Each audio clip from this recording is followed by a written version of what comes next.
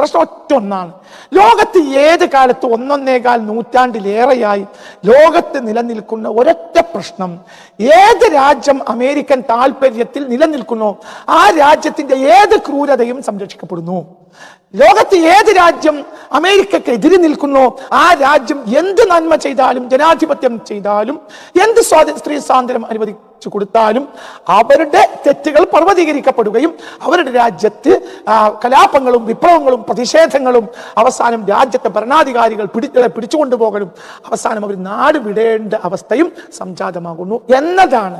അപ്പോൾ കാര്യത്തിന്റെ വൃത്തം അതിന്റെ ആ വിഷയങ്ങളെ നമ്മൾ സെൻട്രലൈസ് ചെയ്യുകയാണെങ്കിൽ കാര്യങ്ങൾ ഒരൊറ്റ പോയിന്റിലാണ്. നൂറ്റാണ്ടുകളായി ലോകത്ത് നിലനിൽക്കുന്ന ഈ ആധുനികതയുടെ നൂറ്റാണ്ടുകളിൽ, പ്രത്യേകിച്ച് 1.5 നൂറ്റാണ്ടുകൾക്കിടയിൽ ലോകത്ത് നിലനിൽക്കുന്ന ഒരൊറ്റ കാര്യം, അമേരിക്ക താല്പര്യം നിലനിൽക്കുന്നു, അമേരിക്കൻ താല്പര്യം നിലനിർത്താനാവുന്നോ, അമേരിക്കൻ താല്പര്യങ്ങൾക്ക് എതിരെ നിൽക്കുന്നു എന്നതനുസരിച്ച് മാത്രമാണ് പ്രശ്നം. രണ്ടാമത്തൊരു പ്രശ്നം ലോകത്തൊരു രാജ്യത്തും ഇല്ല. ഈ 2026 ജനുവരി തുടക്കം മുതൽ ഈ 2 ആഴ്ചക്കുള്ളിൽ നടന്നിട്ടുള്ള, ഏത് സമയവും നേരത്തെ പ്രതീക്ഷിക്കപ്പെട്ടിരുന്ന ഒരു കാര്യം, അതും പ്രത്യേകിച്ച് ഒരു വർഷത്തിന്റെ തുടക്കത്തിൽ തന്നെ നടന്നതും അതിൻ്റെ പ്രത്യാഘാതങ്ങളും ലോകത്ത് വരാൻ പോകുന്ന ചില മാറ്റങ്ങളും, അല്ലെങ്കിൽ മനുഷ്യരാശി അറിയാതിരുന്ന ചില വസ്തുതകൾ മറനീക്കി പുറത്തു വന്നത് ആർക്കും ബോധ്യപ്പെടാവുന്ന ചില യാഥാർത്ഥ്യങ്ങളും, ഇതൊക്കെയാണ് ഈ സംസാരത്തിൽ നാം ചർച്ച ചെയ്യുന്നത്. കാര്യങ്ങളുടെ പ്രത്യക്ഷമായ ഒരു തുടക്കം ഇങ്ങനെ വേണമെങ്കിൽ പറയാം. ഈ കഴിഞ്ഞ 8-10 ദിവസങ്ങൾക്ക് മുമ്പ്, കൃത്യമായി പറഞ്ഞാൽ ജനുവരി 3 പ്രാദേശിക സമയം 4:30 പുലർച്ചെ 4:30 വെനീസ്വലയുടെ പ്രസിഡന്റായിരുന്ന നിക്കോളാസ് മദുറോവിനെ അമേരിക്കൻ സൈന്യം വളരെ കുറഞ്ഞ സമയത്തിനുള്ളിൽ നടന്ന ഒരു ഓപ്പറേഷനിലൂടെ പിടിച്ച് ബന്ദിയാക്കി അദ്ദേഹത്തെ അമേരിക്കയിലേക്ക് കൊണ്ടുപോയി. ഒരു രാജ്യത്തിന്റെ പരമാധികാരിയായ പ്രസിഡന്റിനെ രക്ഷിക്കാൻ ആ രാജ്യത്തെ പട്ടാളത്തിനോ സൈനിക സന്നാഹങ്ങൾക്കോ മറ്റുള്ള സാങ്കേതിക സൗകര്യങ്ങൾക്കോ കഴിഞ്ഞില്ല. അദ്ദേഹത്തെ അമേരിക്കയിൽ കൊണ്ടുപോയി. ഇപ്പോൾ അമേരിക്കയിൽ അദ്ദേഹം ബന്ധനസ്ഥനാണ്. അമേരിക്ക ഇതിന് പറഞ്ഞ ഒരു പ്രത്യക്ഷ ന്യായം എന്നത്, നിക്കോളാസ് മദുറോ മയക്കുമരുന്ന് കടത്തിയിരുന്ന ഒരാളാണ്, അമേരിക്കയിലേക്ക് മയക്കുമരുന്ന് കടത്തുന്ന ഒരാളാണ് എന്നാണ്. സത്യത്തിൽ ഒരിക്കലും ഇത് ശരിയല്ല. അതാർക്കും മനസ്സിലാക്കാൻ കഴിയുന്ന യാഥാർത്ഥ്യമാണ്. അപ്പൊ എന്താണ് ഇതിന്റെ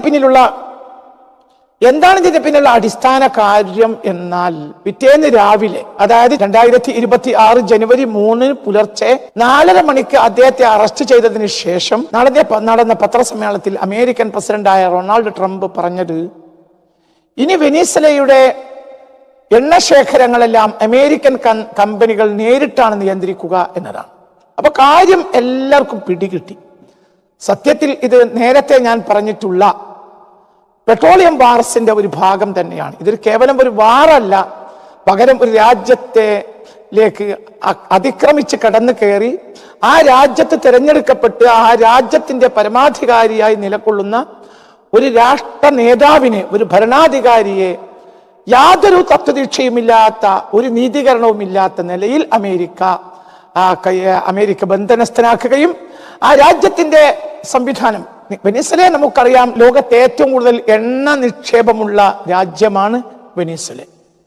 2ാം സ്ഥാനത്ത് സൗദി അറേബ്യയും 3ാം സ്ഥാനത്ത് ഇറാനുമാണ്. അപ്പൊ നമ്മളിവിടെ ഗൗരവമായി ചിന്തിക്കേണ്ടത്, എന്താണ് ഇതിന്റെ പിന്നിലുള്ള താല്പര്യം മറ്റൊന്നുമല്ല. അമേരിക്കയെ സംബന്ധിച്ചിടത്തോളം ലോകത്തെ എല്ലാത്തിൻ്റെയും അടിസ്ഥാനമായ ഒരു കമ്മ്യൂണിറ്റി, ഇന്ന് ആധുനിക ലോകം ചലിക്കുന്ന ഏറ്റവും പ്രധാനപ്പെട്ട ഒരു ധാതു വസ്തു എന്നാൽ അടിസ്ഥാനപരമായ ഒരു പെട്രോളാണ്.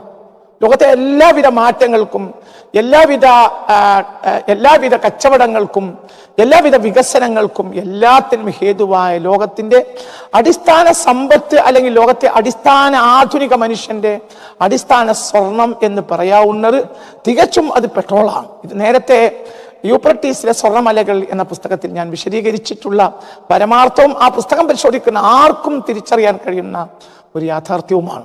അപ്പൊ ലോകത്തെ ഏറ്റവും പ്രധാനപ്പെട്ട എണ്ണ നിക്ഷേപം ഇനി ഒരാൾക്കും അധികാരമില്ലാത്ത വിധത്തിൽ അമേരിക്ക അത് സ്വന്തമാക്കി എന്നതാണ് ഇപ്പോൾ ഈ കഴിഞ്ഞ ജനുവരി 3 പുലർച്ചെ 4:30 മണിക്ക് സംഭവിച്ചിരിക്കുന്നത്. ചൈനയുടെ പ്രതിനിധികൾ തൊട്ട് തലേ ദിവസം, അതായത് ജനുവരി 2-ാം തീയതി ചൈനയുടെ പ്രതിനിധികൾ നേരിട്ട് കണ്ടിട്ടുണ്ട് എന്ന് മാത്രമല്ല കഴിഞ്ഞ വർഷങ്ങളായി അനവധി വർഷങ്ങളായി ചൈനയുമായും റഷ്യയുമായും വളരെ നല്ല ബന്ധത്തിൽ നിലനിൽക്കുന്ന രാജ്യമാണ് വെനിസ്വല എന്ന് മാത്രമല്ല നിക്കോളസ് മധുറോ എന്ന് മാത്രമല്ല ഈ കഴിഞ്ഞ ചില്ലറ മാസങ്ങൾക്ക് മുമ്പ് റഷ്യയിൽ അദ്ദേഹം തൻ്റെ റഷ്യ സന്ദർശിക്കുകയും റഷ്യൻ ഭരണകൂടവുമായുള്ള അവരുടെ ബന്ധത്തെ വീണ്ടും പുതുക്കുകയും ചെയ്തിട്ടുണ്ട്.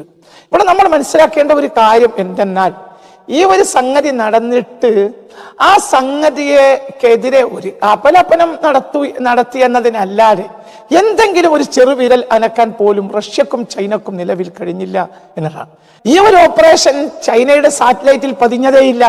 റഷ്യയുടെയും ലോകത്തെ ഏറ്റവും വലിയ അഡ്വാൻസ്ഡ് ടെക്നോളജി എന്ന് പറയുന്നത് ചൈനയുടേതാണ്. ചൈന ലോകത്തെ മുഴുവൻ പിന്നിലാക്കുകയാണ്. അമേരിക്കയൊക്കെ ചൈനയുടെ മുന്നിൽ ഇപ്പോൾ ഒന്നുമല്ല. അമേരിക്കയൊന്നും ഇപ്പോൾ ചൈനയുടെ മുന്നിൽ ഒന്നുമല്ല.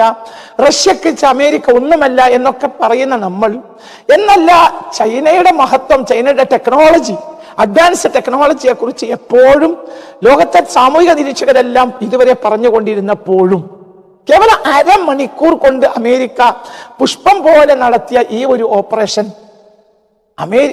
റഷ്യയുടെയും ചൈനയുടെയും സാറ്റലൈറ്റുകളിൽ പതിഞ്ഞില്ല എന്നത് അമേരിക്ക ഇപ്പോഴും അമേരിക്ക തന്നെയാണ് എന്നതിന് ഏറ്റവും വലിയ ഉദാഹരണമാണ്, ഏറ്റവും വലിയ തെളിവാണ്. കേവലം 20 പട്ടാളക്കാർ മാത്രമാണ് ഈ ഓപ്പറേഷനിൽ അമേരിക്കക്കാരായ പട്ടാളക്കാരായി പങ്കെടുത്തത്.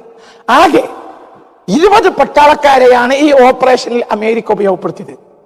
അതേസമയത്ത് വെനിസ്വലയുടെ 100 കണക്കിന് പട്ടാളക്കാരെ അവർ കൊലപ്പെടുത്തുകയും ചെയ്തു. ഒരു കൃത്യമായ ഡാറ്റ ലഭ്യമല്ലാത്തത് കൊണ്ടാണ് 300 എന്ന അഭിപ്രായമുണ്ട്, അതിനേക്കാൾ കൂടുതലാണെന്ന അഭിപ്രായമുണ്ട്. ഏതായാലും 100 കണക്കിന് വെനിസ്വലയുടെ പട്ടാളക്കാരെ നിഷ്കരുണം ഈ അമേരിക്ക കൊലപ്പെടുത്തി. ആകെ അമേരിക്കക്ക് ഇതിന് ചെലവായത് 20 പട്ടാളക്കാർ, അതിൽ ഒരാൾക്കും ഒന്നും സംഭവിക്കുകയും ചെയ്തില്ല. അപ്പൊ ഇവിടെ നിന്നൊക്കെ നമ്മൾ മനസ്സിലാക്കേണ്ടത് അമേരിക്കയുടെ ശക്തിയിൽ ഇന്നും ലോകത്തെ ആരെയും വെല്ലാൻ കഴിയുന്ന ഒരു രാഷ്ട്രമാണ് എന്ന് തന്നെയാണ്. അമേരിക്കയെ തകർക്കാൻ ആർക്കും ഇപ്പോഴും കഴിയില്ല. അമേരിക്ക ഒരു നിലക്ക് ക്ഷീണിക്കുന്നതായി കാണിക്കുമ്പോൾ പോലും അമേരിക്കയുടെ മേൽക്കോയ്മ, അമേരിക്കയുടെ പവർ, അമേരിക്കയുടെ ശക്തി, ആ ശക്തിയെ വെല്ലാൻ ലോകത്ത് ഒരു ശക്തിക്കും നിലവിലും സാധ്യമല്ല എന്നത് ഇതിൽ ഒന്നാമതായി നമ്മൾ പഠിക്കേണ്ട ഏറ്റവും പ്രധാനപ്പെട്ട ഒരു പരമാർത്ഥമാണ്. ഇപ്പൊ ഇത് മാത്രമല്ല അമേരിക്ക പറയുന്നത് കാനഡ അമേരിക്കയുടെ അടുത്ത സ്റ്റേറ്റാക്കി മാറ്റും എന്നാണ്. മാത്രമല്ല ഗ്രീൻലാൻഡ് അമേരിക്കയുടേതാക്കുമെന്നാണ്. കേവലം വെനിസ്വല മാത്രമല്ല, ഇവിടെ വളരെ ഗൗരവമായി നമ്മൾ പഠിച്ചാൽ കൃത്യമായി കാര്യങ്ങൾ മനസ്സിലാക്കും. ഇപ്പോൾ ലോകത്തെ ഏറ്റവും വലിയ എണ്ണ ധാതു നിക്ഷേപമുള്ള, പെട്രോൾ സമ്പത്തുള്ള നിക്ഷേപമുള്ള ഏറ്റവും പ്രധാനപ്പെട്ട രാജ്യമാകുന്ന വെനിസ്വലയെ അമേരിക്കയുടേതാക്കി. രണ്ടാമതായി പ്രധാനപ്പെട്ട എണ്ണ നിക്ഷേപമുള്ള രാജ്യം എന്നത് സൗദി അറേബ്യയാണ്. സൗദി അറേബ്യ എക്കാലത്തും അമേരിക്കയുടെ പരിധിക്കുള്ളിൽ മാത്രമാണ്. മൂന്നാമത്തെ പ്രധാനപ്പെട്ട രാജ്യം ഇറാനാണ്. ഇറാന്റെ ഭാഗത്തേക്ക് നമുക്ക് വരാം. നാലാമത്തെ ലോകത്തെ ഏറ്റവും കൂടുതൽ എണ്ണ നിക്ഷേപമുള്ള, പെട്രോൾ നിക്ഷേപമുള്ള ഏറ്റവും പ്രധാനപ്പെട്ട രാജ്യം കാനഡയാണ്. അമേരിക്കയെ ഈ അടുത്ത ദിവസം അമേരിക്ക പറഞ്ഞത് കാനഡയെ അമേരിക്കയുടെ സ്റ്റേറ്റ് ആക്കി മാറ്റും, ഒരിക്കലും അതൊരു സ്വയം രാഷ്ട്രമായി അമേരിക്ക നിലനിർത്തില്ല എന്നാണ്. കാനഡ മാത്രമല്ല, ആർട്ടിക് പെട്രോളിയത്തിലേക്ക് അമേരിക്കക്ക് പ്രവേശിക്കാൻ കഴിയുന്ന ഏറ്റവും പ്രധാനപ്പെട്ട രാജ്യമാണ് ഗ്രീൻലാൻഡ്. ഗ്രീൻലാൻഡിനെ അമേരിക്ക സ്വന്തമാക്കുമെന്ന് അമേരിക്ക പ്രഖ്യാപിച്ചു കഴിഞ്ഞു. ആർട്ടിക് പെട്രോളിയം എന്ന് പറയുന്നത് ലോകത്തെ ഏറ്റവും പ്രധാനപ്പെട്ട പെട്രോൾ നിക്ഷേപമുള്ള ഒരു ഭൂമിയിലെ ഒരു പ്രധാനപ്പെട്ട ഏരിയയാണ്. ആ ഏരിയയിലേക്ക് അമേരിക്കക്ക് പ്രവേശിക്കണമെങ്കിൽ ഗ്രീൻലാൻഡിനെ അമേരിക്കയുടേതാക്കണം. അപ്പൊ അടുത്ത് തന്നെ ഗ്രീൻലാൻഡിലെ അമേരിക്കയുടെ ഭാഗമാക്കും എന്ന് അമേരിക്ക ഇതിനകം പ്രഖ്യാപിച്ചു കഴിഞ്ഞു. അപ്പോൾ അമേരിക്ക ഒരിക്കലും ദുർബലമാവുകയല്ല. അമേരിക്ക കൂടുതൽ അതിന്റെ ശക്തി പുറത്തെടുക്കുകയാണെന്ന് മാത്രമല്ല, ആധുനികതയുടെ ഏറ്റവും പ്രധാനപ്പെട്ട പവറുള്ള കമ്മോഡിറ്റി എന്ന് പറയുന്നത് യഥാർത്ഥത്തിൽ അത് പെട്രോളാണ്. ഇന്ന് വരെ പെട്രോൾ ലോകത്ത് പുറത്തു വന്നതിന് ഇന്ന് വരെയുള്ള കാലഘട്ടങ്ങളിൽ പെട്രോളിനെ നിയന്ത്രിച്ചത് അമേരിക്കയാണ്. ഭാവിയിലും പെട്രോളിനെ നിയന്ത്രിക്കുക അമേരിക്ക മാത്രമായിരിക്കും എന്നാണ് ഏറ്റവും അവസാനമായി ഈ കഴിഞ്ഞ 2 ആഴ്ചക്കുള്ളിൽ ലോകത്ത് നടന്ന സംഭവ വികാസങ്ങളുടെ പരമാർത്ഥമായി ഏതൊരു സാമൂഹിക നിരീക്ഷകനും ഏതൊരു പഠിക്കുന്ന വിദ്യാർത്ഥിക്കും മനസ്സിലാക്കാൻ കഴിയുന്നത്. പെട്രോളിയം എന്നാൽ കേവലം അത് വണ്ടിയിൽ ഒഴിക്കുന്ന പെട്രോൾ ആണെന്ന് മാത്രം വിചാരിക്കരുത്. അത് വളരെ വിശദമായി യൂഫ്രട്ടീസിലെ സ്വർണ്ണമലകൾ എന്ന പുസ്തകത്തിൽ ഞാൻ വിശദീകരിച്ചിട്ടുണ്ട്. അത് ഏറ്റവും അടിസ്ഥാന വസ്തു മുതൽ ഏറ്റവും ഉന്നതമായ വസ്തു വരെയും പെട്രോളിയത്തിന്റെ ഭാഗമാണ് ആധുനിക കാലത്ത്. ഇപ്പൊ ഉദാഹരണം പറയാം, ഇതിന്റെ മുകളിലുള്ള ഈ ഒരു പശ, അത് പെട്രോളിയത്തിന്റെ ഭാഗമാണ്. ആ കാർപ്പറ്റിൽ പെട്രോളിയം ഉണ്ട്, ഈ കാണുന്ന വസ്തുക്കളൊക്കെ പെട്രോളിയം ഉണ്ട്, ആ കാണുന്ന കളറുകളിൽ പെട്രോളിയം ഉണ്ട്. എല്ലാം പെട്രോളിയത്തെ മാറ്റിവെക്കുന്ന ഒരു വസ്തു ഇന്ന് ലോകത്ത് കണ്ടെടുക്കുക സാധ്യമല്ല. ഒന്നിരിക്കൽ നേരിട്ട് അതിൽ പെട്രോളിയം ഉണ്ട്, അല്ലെങ്കിൽ അതിൽ പെട്രോളിയം പ്രവർത്തിച്ചിട്ടുണ്ട്. അല്ലാതെ ഒരു വസ്തുവിനെയും ഇന്നൊരു വസ്തുവാക്കാൻ കഴിയില്ല. നേരിട്ട് പെട്രോളിയത്തിന്റെ ഭാഗങ്ങൾ ഉള്ളതോ അല്ലെങ്കിൽ പെട്രോളിയം പ്രവർത്തിച്ചതിനാൽ ഉണ്ടായിത്തീർന്നതോ അല്ലാത്ത ഒരു വസ്തു ഈ ഭൂലോകത്തിന്റെ മുകളിൽ ഇന്ന് കാണുക സാധ്യമല്ല. അങ്ങനെയുള്ള ഒരു കമ്മോഡിറ്റിയാണ് യഥാർത്ഥത്തിൽ പെട്രോളിയം. ആ പെട്രോളിയം സ്വന്തമാക്കുക വഴി ലോകത്തെ ഏറ്റവും വലിയ പവർ അമേരിക്കയുടെ കയ്യിൽ മാത്രമാണ് എന്ന് ആർക്കും മനസ്സിലാക്കാൻ കഴിയും. ഇതാണ് ഇവിടെ നടന്നുകൊണ്ടിരിക്കുന്ന പരമാർത്ഥം. ഇനി നമുക്ക് ഇറാനിലേക്ക് വരാം. എന്താണ് ഇറാൻ? ഇറാൻ ലോകത്ത് എണ്ണ നിക്ഷേപമുള്ള ഏറ്റവും പ്രധാനപ്പെട്ട മൂന്നാമത്തെ രാജ്യമാണ്. ഒന്നാമത്തെ എണ്ണ നിക്ഷേപമുള്ള രാജ്യം വെനീസ്വല അമേരിക്ക സ്വന്തമാക്കി. രണ്ടാമത്തെ രാജ്യം സൗദി അറേബ്യ എക്കാലത്തും ആധുനിക സൗദി അറേബ്യ അമേരിക്കയുടെ വരുതിയിലും അമേരിക്കയുടെ കൈകാര്യത്തിലും അമേരിക്കയുടെയും പാശ്ചാത്യ ലോകത്തിന്റെയും താല്പര്യത്തിലും മാത്രം നിലകൊള്ളുന്ന രാജ്യമാണ്. മൂന്നാമത്തെ രാജ്യമാണ് ഇറാൻ. ലോകത്തെ ഏറ്റവും പ്രധാനപ്പെട്ട എണ്ണ നിക്ഷേപമുള്ള മൂന്നാമത്തെ രാജ്യമാണ് ഇറാൻ. ഇറാനെ നമ്മൾ മനസ്സിലാക്കേണ്ടത്, ഇറാൻ 979 മുതൽ ഇന്ന് വരെ അമേരിക്കയെയും പാശ്ചാത്യ ശക്തികളെയും വെല്ലുവിളിക്കുന്ന രാജ്യങ്ങളിൽ ലോകത്തെ ഏറ്റവും പ്രധാനപ്പെട്ട രാജ്യങ്ങളിൽ ഒന്ന് ഇറാനാണ് എന്നതാണ്. പ്രത്യേകിച്ച് പശ്ചിമേഷ്യയിൽ അമേരിക്കൻ താല്പര്യങ്ങൾക്കെതിരെ നിൽക്കുന്ന, പാശ്ചാത്യ താല്പര്യങ്ങൾക്ക് എതിരെ നിൽക്കുന്ന ഏറ്റവും പ്രധാനപ്പെട്ട രാജ്യം, അല്ലെങ്കിൽ ഒരു നിലക്ക് നോക്കിയാൽ അങ്ങനെ ഒരു രാജ്യം പശ്ചിമേഷ്യയിൽ വേറെ ഇല്ല എന്ന് തന്നെ പറയാം. അങ്ങനെ അമേരിക്കയെയും പാശ്ചാത്യ ശക്തികളെയും ദുർബലമാക്കുന്ന പ്രസ്താവനകൾ കൊണ്ടും നീക്കങ്ങൾ കൊണ്ടും എപ്പോഴും അമേരിക്കയ്ക്ക് എതിരെ നിൽക്കുന്ന, പാശ്ചാത്യ താല്പര്യങ്ങൾക്ക് എതിരെ നിൽക്കുന്ന ഒരു രാജ്യമാണ് യഥാർത്ഥത്തിൽ ഇറാൻ. ഞാൻ ഈ പ്രഭാഷണം നടത്തുന്ന 2026 ജനുവരി 14 ബുധനാഴ്ച രാവിലെ പോലും ഇറാനിൽ ഭരണകൂടത്തിനെതിരെയുള്ള പ്രതിഷേധങ്ങളും വിപ്ലവങ്ങളും അതിശക്തമായി നടന്നുകൊണ്ടിരിക്കുകയാണ്. ഇപ്പോൾ ഉണ്ടായ ഈ ഭരണകൂട വിരുദ്ധ പ്രതിഷേധങ്ങളിലും അതിനെ തുടർന്നുണ്ടായ കലാപങ്ങളിലും അടിച്ചമർത്തലുകളിലുമായി ഏകദേശം 10,000-ത്തിലധികം മനുഷ്യജീവനുകൾ കൊല ചെയ്യപ്പെട്ടു എന്നതും യാഥാർത്ഥ്യമാണ്. വളരെ കൃത്യമായി 12,000 എന്ന അഭിപ്രായമുണ്ട്, അതിനേക്കാൾ കൂടുതലാണെന്നും അഭിപ്രായമുണ്ട്. ഏതായാലും 10,000-ത്തിലേറെ ആളുകൾ ഈ വിപ്ലവത്തിലും പ്രതിഷേധങ്ങളിലും അടിച്ചമർത്തലുകളുമായി കൊല ചെയ്യപ്പെട്ടു എന്നത് ഒരു യാഥാർത്ഥ്യമാണ്.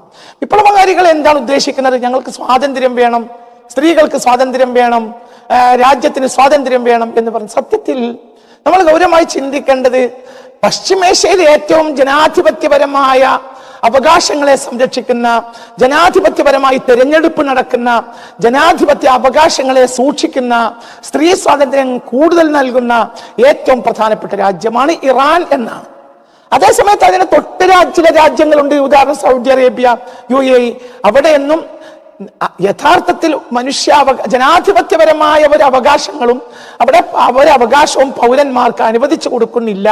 അവിടെ വേണ്ടത്ര പറയപ്പെടുന്ന പാശ്ചാത്യ ശക്തികൾ പറയുന്നത് പോലെയുള്ള ഒരു സ്ത്രീ സ്വാതന്ത്ര്യമോ ഒരു ജനാധിപത്യ അവകാശങ്ങളോ ഒരിക്കലും കൃത്യമായി ഈ സൗദി അറേബ്യയിലോ UAE-യിലോ നടക്കുന്നില്ല എന്നുള്ള കാര്യം എല്ലാവർക്കും അറിയുന്ന ഒരു പരമാർത്ഥമാണ്, യാഥാർത്ഥ്യമാണ്.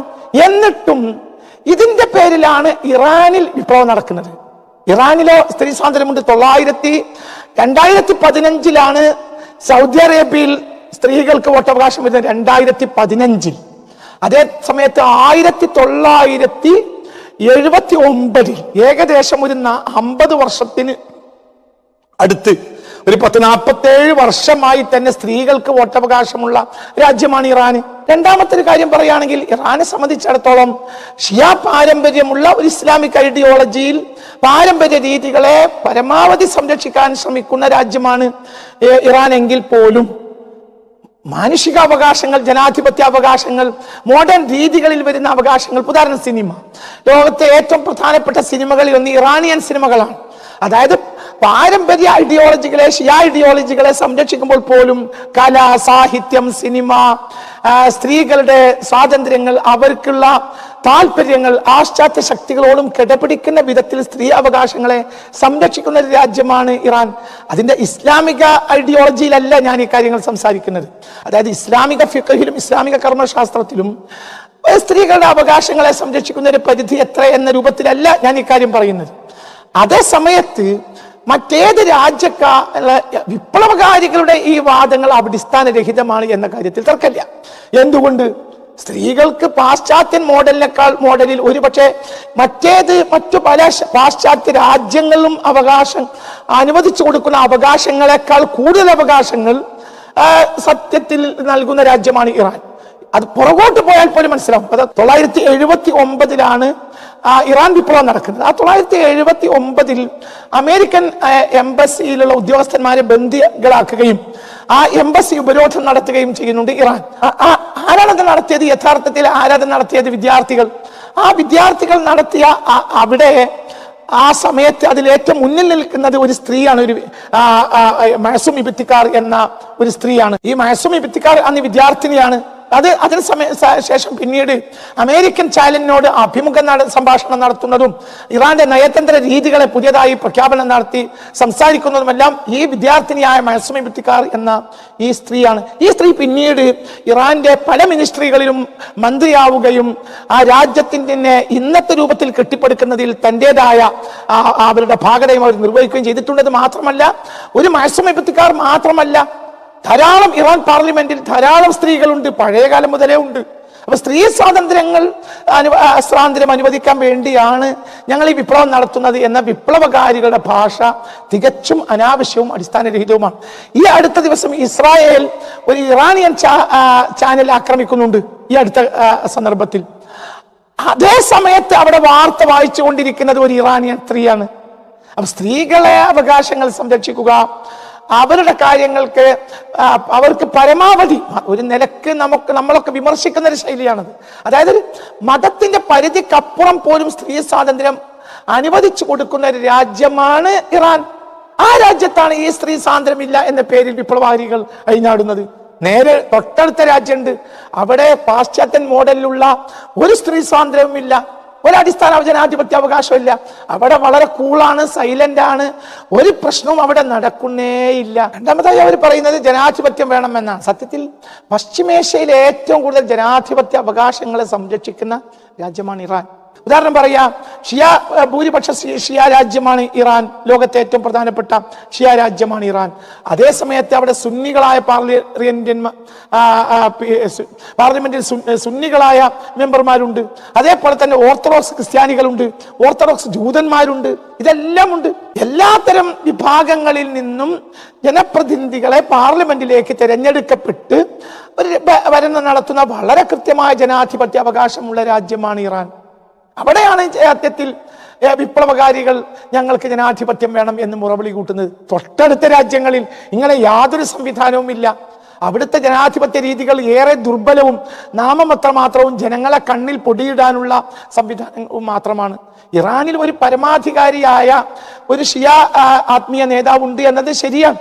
അത് ബ്രിട്ടനിലടക്കമുണ്ടല്ലോ. ബ്രിട്ടനിലും പാർലമെന്റിന്റെ മുകളിൽ രാജാവിന് അധികാരമുണ്ട്. പക്ഷെ വളരെ കൃത്യമായ ജനാധിപത്യം സൂക്ഷിക്കുകയും പാർലമെന്ററി സംവിധാനങ്ങളെ സൂക്ഷിക്കുകയും എല്ലാ വിഭാഗം ജനങ്ങൾക്കും അവരുടേതായ അവകാശങ്ങൾ വകവെച്ചു കൊടുക്കുകയും ജനാധിപത്യ സംവിധാനത്തിൽ കൃത്യമായി തെരഞ്ഞെടുപ്പ് നടത്തുകയും സ്ത്രീകൾക്ക് പ്രത്യേകമായ വോട്ടവകാശവും സ്വാതന്ത്ര്യവും നൽകുകയും പാശ്ചാത്യൻ മോഡലിൽ എന്ന് വേണമെങ്കിലും പറയാം, വേഷവിധാനങ്ങളിൽ, മറ്റു രീതികളിൽ, എല്ലാ കാര്യങ്ങളിലും പാശ്ചാത്യ രീതികളിൽ വരെ ഭരണകൂടത്തിനെയും മറ്റുള്ളതിനെയും എല്ലാം ചോദ്യം ചെയ്യാനുമുള്ള കലാവർക്കുകൾ. ഉദാഹരണം പറയാം, ലോകത്തെ ഏറ്റവും പ്രധാനപ്പെട്ട സിനിമകൾ ഇറാനിയൻ സിനിമകളാണ്.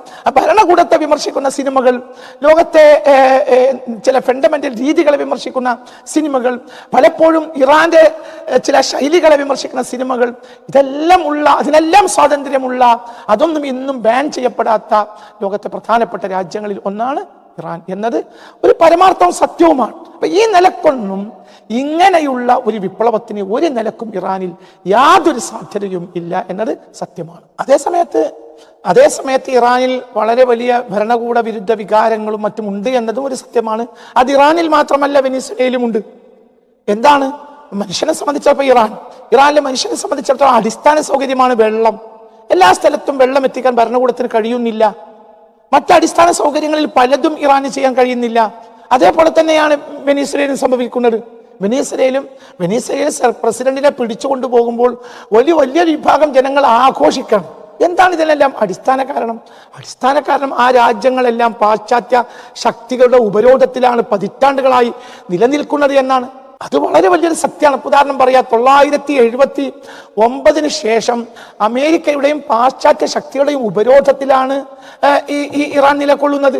ഏകദേശം വെനിസ്വേലയും പതിറ്റാണ്ടുകളായി അങ്ങനെ തന്നെയാണ്. അപ്പൊ ഇവിടെ നിന്ന് നമ്മൾക്ക് മനസ്സിലാക്കേണ്ട ഒരു കാര്യം, ഈ പാശ്ചാത്യ ശക്തികളുടെ ഉപരോധത്തിൽ ഞെരിഞ്ഞമരുന്ന രാജ്യങ്ങൾ, ആ രാജ്യങ്ങൾ ഒരുപക്ഷെ ഇറാൻ ഈ വിപ്ലവത്തിൽ തകർന്നേക്കാം, ഒരുപക്ഷെ നാമമാത്രമായി അതിജീവിച്ചേക്കാം, എന്നാലും വീണ്ടും തകർന്നേക്കാം.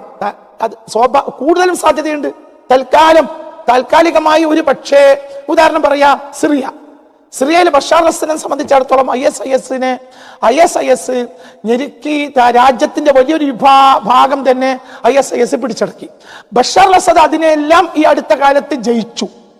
പിന്നീട് നമ്മൾ കാണുന്നത് ബഷാർ അസദ് ഒരു പ്രത്യേകമായ മുഹൂർത്തത്തിൽ, ഒരു പ്രഭാതത്തിൽ ബഷാർ അസദിനെയും അദ്ദേഹത്തിന്റെ കൂടെ നിൽക്കുന്നവരെയും കാണാനില്ല, അവർ റഷ്യയിലേക്ക് കടന്നു കളഞ്ഞു എന്നുള്ളതാണ്. ഞാൻ ബഷാർ അസദ് ചെയ്തത് ശരിയാണെന്നോ ഇറാൻ ഭരണകൂടം ചെയ്യുന്നത് ശരിയാണെന്നോ ഒന്നുമല്ല ഞാനീ പറയുന്ന കാര്യം.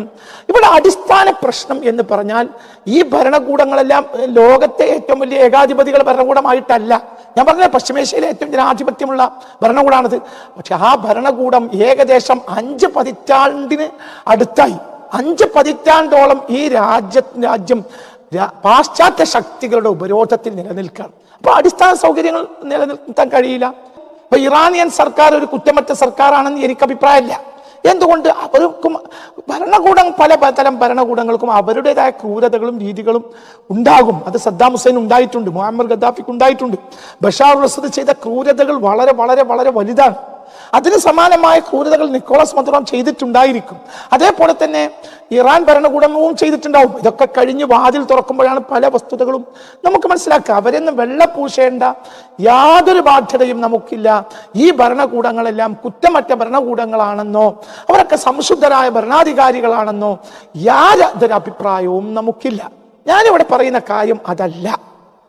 ഇവരൊക്കെ ക്രൂരന്മാരാണെന്ന് നമ്മൾ സമ്മതിക്കുമ്പോൾ തന്നെ അത് ഇറാൻ ഭരണാധികാരികളും കഴിഞ്ഞു പോയ റഷ്യയിലേക്ക് നാടുവിട്ട ബഷാർ അൽ അസദും കൊല ചെയ്യപ്പെട്ട മുഅമ്മർ ഗദ്ദാഫിയും സദ്ദാം ഹുസൈനും ഇവരൊക്കെ മോശപ്പെട്ട സ്വേച്ഛാധിപത്യ ഭരണാധികാരികളാകുമ്പോൾ തന്നെ അവരെപ്പോലെയോ അവരെക്കാൾ ക്രൂരന്മാരോ ക്രൂരത ചെയ്തുകൊണ്ടിരുന്നവരും ചെയ്തിട്ടുള്ളവരും ഇപ്പോഴും ചെയ്തുകൊണ്ടിരിക്കുന്നതുമായ രാജ്യങ്ങളെയും ഭരണാധികാരികളെയും യാതൊരു പ്രശ്നവുമില്ലാതെ ലോകത്ത് നിലനിർത്തപ്പെടുന്നു. അതിനിടെ ഒരു പ്രശ്നം നടക്കുന്നേയില്ല. ആ രാജ്യങ്ങളിൽ ഒരു വിപ്ലവം നടക്കുന്നില്ല.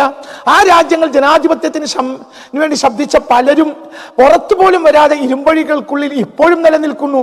പല പശ്ചിമേഷ്യൻ രാജ്യങ്ങളിലും സ്വാതന്ത്ര്യത്തിന് വേണ്ടിയും മനുഷ്യാവകാശത്തിന് വേണ്ടിയും ശബ്ദിച്ച ആയിരങ്ങൾ ഇരുമ്പഴികൾക്കുള്ളിൽ നിലനിൽക്കുന്ന രാജ്യങ്ങളുണ്ട്. ഇതെന്തുകൊണ്ട് സംഭവിക്കുന്നു എന്ന് പരിശോധിച്ചാൽ ഒരൊറ്റ ഉത്തരമാണ് ഇതിന് മറുപടി. ഒരൊറ്റ ഉത്തരം. ഇവരെല്ലാം അത് നിലവിലെ അവസാനത്തെ ഉദാഹരണമാണ് ഇറാൻ. അവർ 100% അമേരിക്കൻ താല്പര്യങ്ങൾക്ക് വിരുദ്ധമായി നിലകൊണ്ടു എന്നത് മാത്രമാണ് പ്രശ്നം. അല്ലാതെ അവരുടെ ക്രൂരതയോ മറ്റൊന്നുമല്ല. അവർക്ക് ജനാധിപത്യം ഇല്ലാത്തതോ അവർ സ്ത്രീകൾക്ക് വോട്ടവകാശം അനുവദിക്കാത്തതോ അല്ലെങ്കിൽ ഏതെങ്കിലും സ്ത്രീകളുടെ താല്പര്യങ്ങളെ മറ്റു രാജ്യങ്ങളിലുള്ള മറ്റു പശ്ചിമേഷ്യൻ രാജ്യങ്ങളിലുള്ള താല്പര്യങ്ങൾ അനുവദിക്കാത്തതോ ഒന്നുമല്ല പ്രശ്നം. പ്രശ്നം ഒറ്റ ഒന്നാണ്. ലോകത്ത് ഏത് കാലത്ത് 1.25 നൂറ്റാണ്ടിലേറെയായി ലോകത്ത് നിലനിൽക്കുന്ന ഒരൊറ്റ പ്രശ്നം, ഏത് രാജ്യം അമേരിക്കൻ താല്പര്യത്തിൽ നിലനിൽക്കുന്നോ ആ രാജ്യത്തിന്റെ ഏത് ക്രൂരതയും സംരക്ഷിക്കപ്പെടുന്നു. ലോകത്ത് ഏത് രാജ്യം അമേരിക്കക്ക് എതിരെ നിൽക്കുന്നോ ആ രാജ്യം എന്ത് നന്മ ചെയ്താലും ജനാധിപത്യം ചെയ്താലും എന്ത് സ്ത്രീ സ്വാതന്ത്ര്യം കൊടുത്താലും അവരുടെ തെറ്റുകൾ പർവ്വതീകരിക്കപ്പെടുകയും അവരുടെ രാജ്യത്ത് കലാപങ്ങളും വിപ്ലവങ്ങളും പ്രതിഷേധങ്ങളും അവസാനം രാജ്യത്തെ ഭരണാധികാരികൾ പിടിച്ചുകൊണ്ടുപോകലും അവസാനം അവർ നാട് വിടേണ്ട അവസ്ഥയും സംജാതമാകുന്നു എന്നതാണ്. അപ്പോൾ കാര്യത്തിന്റെ വൃത്തം അതിന്റെ ആ വിഷയങ്ങളെ നമ്മൾ സെൻട്രലൈസ് ചെയ്യുകയാണെങ്കിൽ കാര്യങ്ങൾ ഒരൊറ്റ പോയിന്റിലാണ്.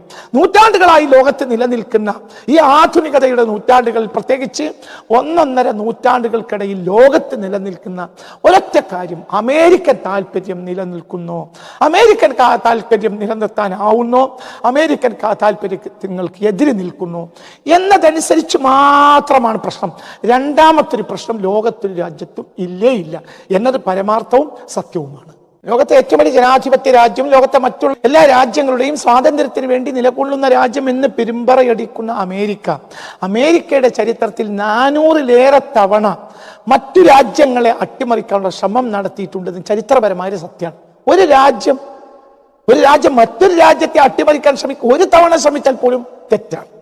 എന്നാൽ ചരിത്രത്തെ നമ്മൾ എടുത്ത് പരിശോധിച്ചാൽ അമേരിക്കയുടെ ചരിത്രത്തിൽ ലഭ്യമായ ചരിത്രം നമ്മൾ എടുത്ത് പരിശോധിച്ചാൽ പോലും 400 തവണയെങ്കിലും മറ്റു രാഷ്ട്രങ്ങളെ അട്ടിമറിക്കാൻ അമേരിക്ക ശ്രമം നടത്തിയിട്ടുണ്ട്.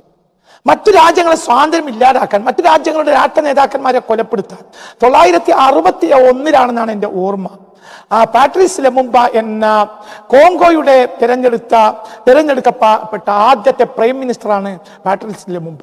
961 അദ്ദേഹത്തെ അമേരിക്കയുടെ ചാരസംഘടനയായ CIA നിർദാക്ഷിണ്യം നിഷ്കരുണം പിടികൂടിയിട്ട് കൊലപ്പെടുത്തി. 961 ഒരു രാജ്യത്തെ തിരഞ്ഞെടുക്കപ്പെട്ട പ്രധാനമന്ത്രിയെ പിടികൂടിയിട്ട് അദ്ദേഹത്തെ കൊന്നിട്ട് എന്ത് ചെയ്തു?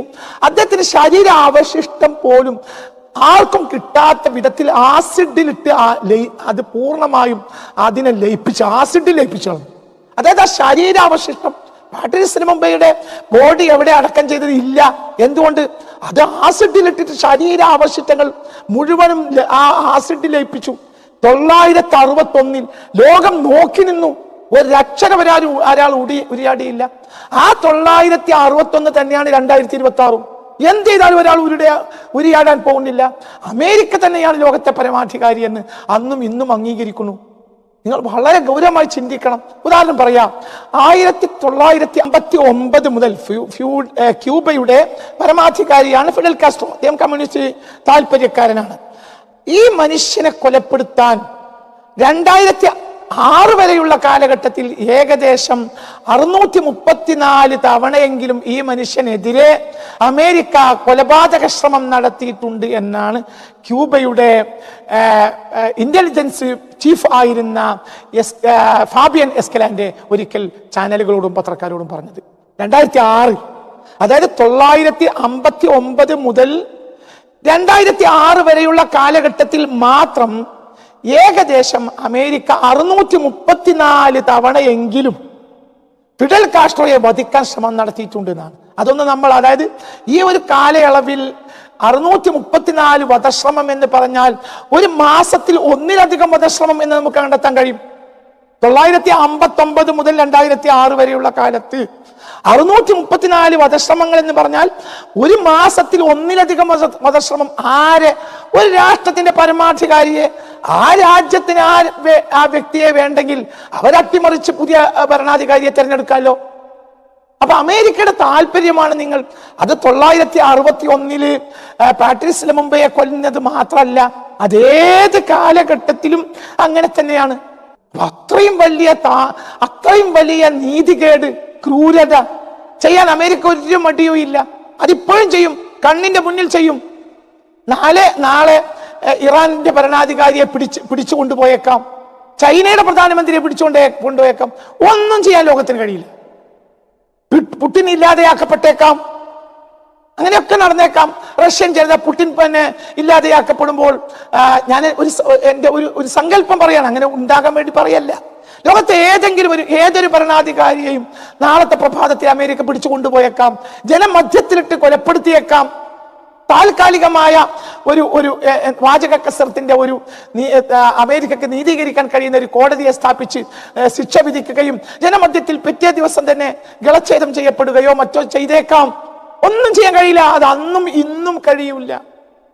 ലോകത്തിന്റെ മുന്നിൽ എക്കാലത്ത് പരമാധികാരി അമേരിക്കയും അമേരിക്കയെ പിന്തുണക്കുന്ന പാശ്ചാത്യ ശക്തികളുമാണ്. ഇതാണ് യഥാർത്ഥത്തിൽ ഇവിടെ മർമ്മവും ഇവിടെ വിഷയവും. പക്ഷേ ഈ വിപ്ലവത്തെ ഇറാൻ അടിച്ചമർത്താൻ കഴിയാതെ വന്നേക്കാം. ഇറാന്റെ ഭരണാധികാരി ഒരു സന്ദർഭത്തിൽ റഷ്യയിലേക്കോ മറ്റോ നാട് വിട്ടേക്കാം. ഇങ്ങനെയൊക്കെ സംഭവിക്കാനും അങ്ങോട്ടും ഇങ്ങോട്ടൊക്കെ സംഭവിക്കാൻ സാധ്യതയുണ്ട്. പക്ഷെ ഒരു കാര്യം ഉറപ്പാണ്, അടിച്ചമർത്തിയാൽ പോലും ഇവിടെ ഇറാന്റെ ഭരണകൂടം താൽക്കാലികമായി രക്ഷപ്പെട്ടാൽ പോലും, അങ്ങനെ സംഭവിക്കാം എങ്കിൽ പോലും ഒരിക്കലും ഈ ഭരണകൂടങ്ങൾക്കൊന്നും നിതാന്തമായി പിടിച്ചു നിൽക്കാൻ കഴിയില്ല എന്നത് സത്യമാണ്. അത് റഷ്യക്ക് പിടിച്ചെടുക്കാൻ കഴിയില്ല. റഷ്യ എന്ന് പറഞ്ഞാൽ അത് പാശ്ചാത്യ താല്പര്യങ്ങൾക്കെതിരെ നിൽക്കുന്ന ഒരു ഓർത്തഡോക്സ് ഭരണാധികാരിയാണ് യഥാർത്ഥത്തിൽ പുടിൻ. ഈ ഭരണാധികാരിക്ക് പിടിച്ചെടുക്കാൻ കഴിയില്ല. 100% പാശ്ചാത്യ താല്പര്യങ്ങളിലേക്ക് റഷ്യ വീഴാൻ തന്നെയാണ് സാധ്യത. നാളെ പുടിൻ അട്ടിമറിക്കപ്പെടുമെന്നല്ല ഞാൻ പറയുന്നത്, അട്ടിമറിക്കപ്പെടില്ല എന്നല്ല ഞാൻ പറയുന്നത്. പക്ഷെ പിടിച്ചേക്കാൻ കഴിയില്ല. കാരണം അമേരിക്കൻ താല്പര്യത്തിന് അപ്പുറം ഒന്നും ചെയ്യാൻ ഇന്നും ലോകത്ത് കഴിയില്ല. ഇവിടെയൊക്കെ നമ്മൾ മനസ്സിലാക്കേണ്ടത് പുണ്യ റസൂൽ സല്ലല്ലാഹു അലൈഹി വസല്ലം 1400 കൊല്ലം മുമ്പ് പറഞ്ഞു വെച്ച ഒരു അവസ്ഥയാണ്. ലോകം മുഴുവനും പാശ്ചാത്യ താല്പര്യങ്ങളിലേക്ക് വീഴും. ഇത് പുണ്യ റസൂൽ പറഞ്ഞതാണ്.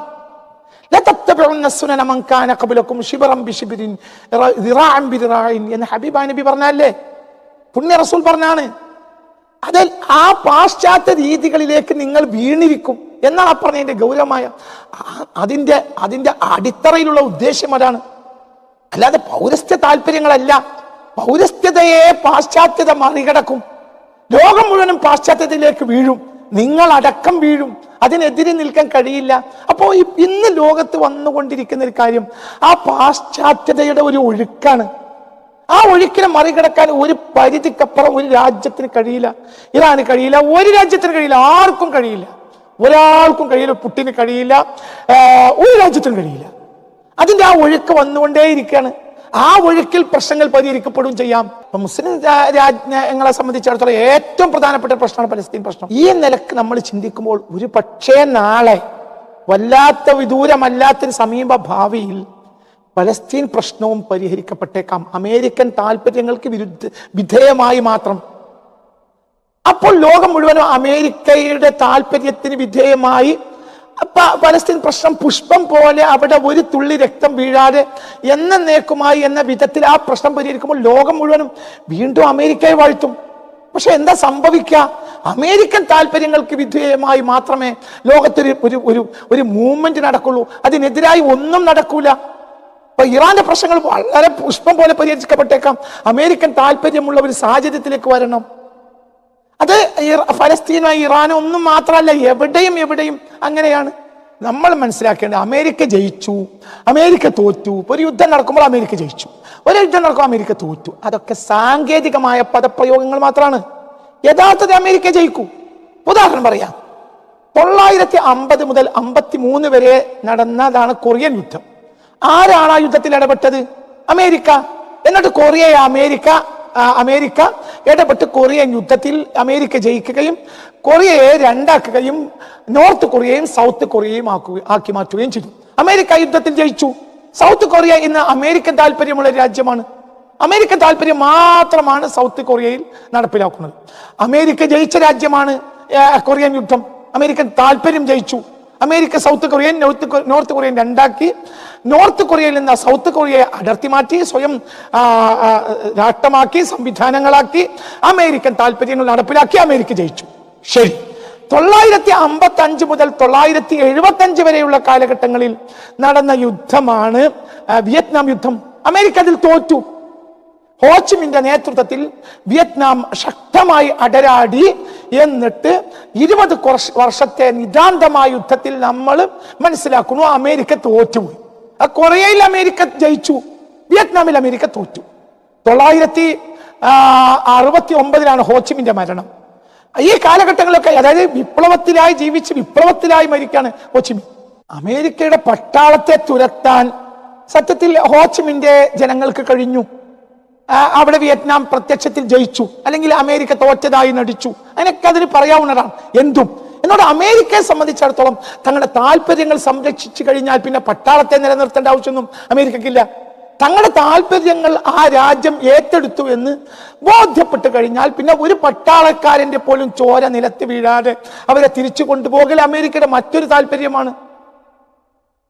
പട്ടാളത്തെ തുരത്താനോ അല്ലെങ്കിൽ തുരത്തിന്ന് വരുത്താനോ ഹോച്ചിമിന്റെ സമൂഹത്തിൽ കഴിഞ്ഞു എന്നത് പരമാർത്ഥമാണ്. പക്ഷെ അതിനുശേഷമുള്ള അമേരിക്കൻ താല്പര്യങ്ങളിൽ നിന്ന് മാറി നിൽക്കാൻ കഴിഞ്ഞില്ല. അത് 1400 കൊല്ലം മുമ്പ് പുണ്യ റസൂൽ പറഞ്ഞതാണ്. ഈ അമേരിക്കയുടെയും ഈ ബ്രിട്ടന്റെയും പാശ്ചാത്യ ശക്തികളുടെയും താല്പര്യത്തിലേക്ക് മനുഷ്യരാശി ഒന്നടങ്കം വീഴും. ആർക്കൊന്നും ചെയ്യാൻ കഴിയില്ല, ഒരു ഓർത്തഡോക്സും ചെയ്യാൻ കഴിയില്ല.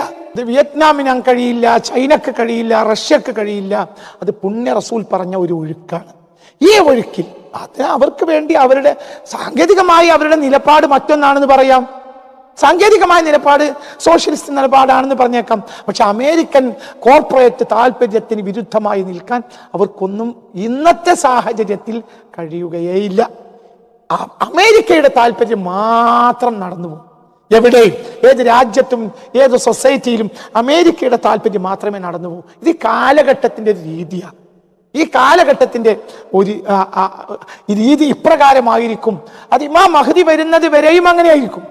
അതിനെതിരായ ഒരു കാര്യം ചെയ്യാൻ ഇന്ന് ലോകത്തിന് കഴിയില്ല. ഇപ്പൊ 400 തവണ രാജ്യങ്ങളെ അട്ടിമറിക്കാൻ ശ്രമിച്ചു അമേരിക്ക. മറ്റുള്ള രാജ്യങ്ങൾ എന്താണ് ശ്രമിക്കാത്തത്?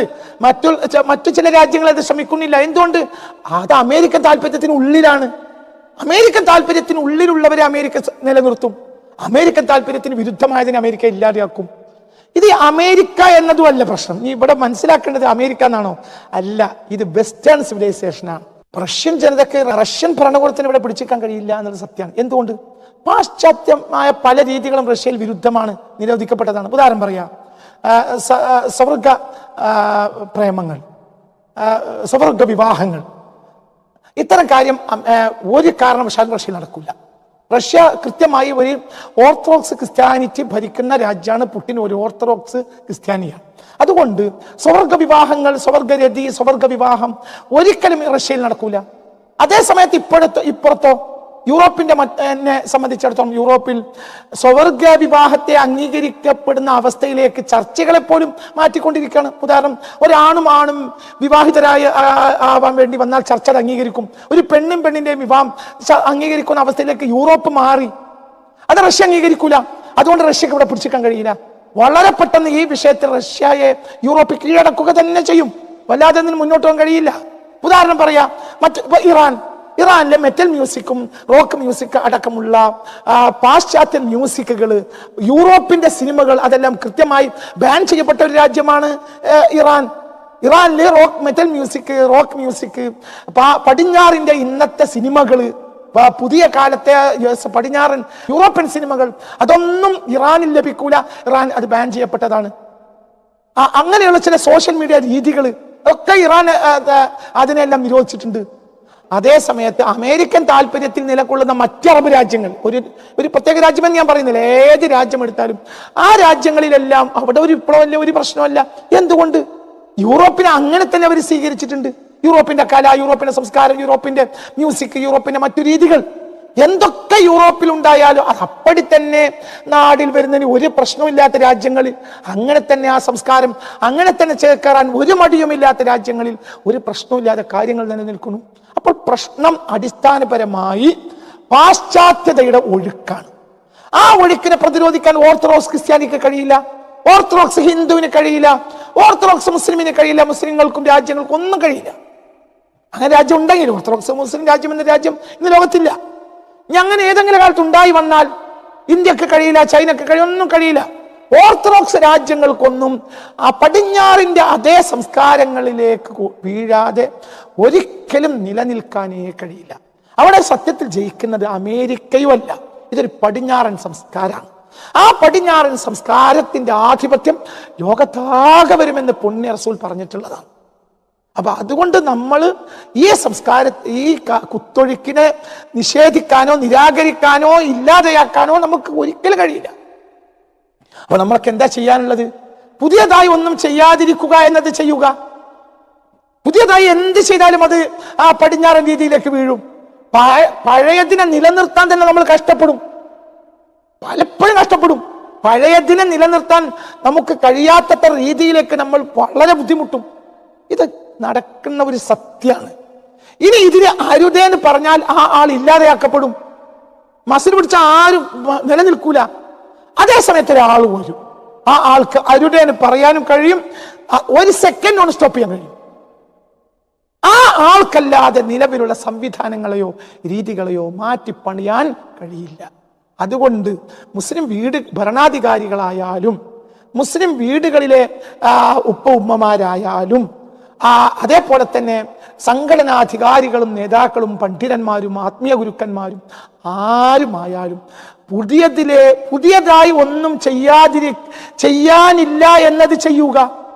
പഴയതിനെ കഷ്ടപ്പെട്ടും അത് അതിന്റെ കൃത്യതയിലും നിലനിർത്താൻ പരമാവധി ശ്രമിക്കുക.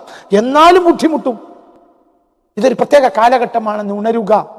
അത് മാത്രമാണ് ഇറാനിൽ നടക്കുന്നത്. അത് തന്നെയാണ് വെനീസ്വലയിൽ നടന്നത്.